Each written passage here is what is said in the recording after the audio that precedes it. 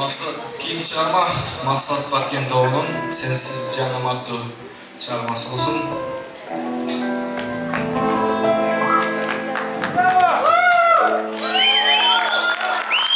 Sağ olun. Hoş geldiniz sizler.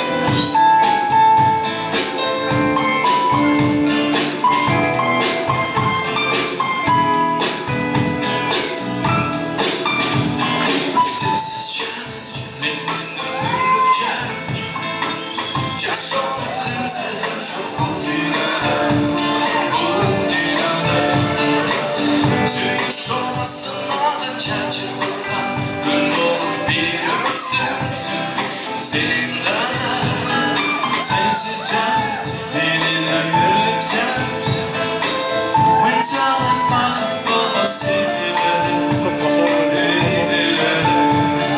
şaşaysın çok güç kuba, derin mağda Dileğini göğüzdün aksi yürürüz, yaşlar senin kolunda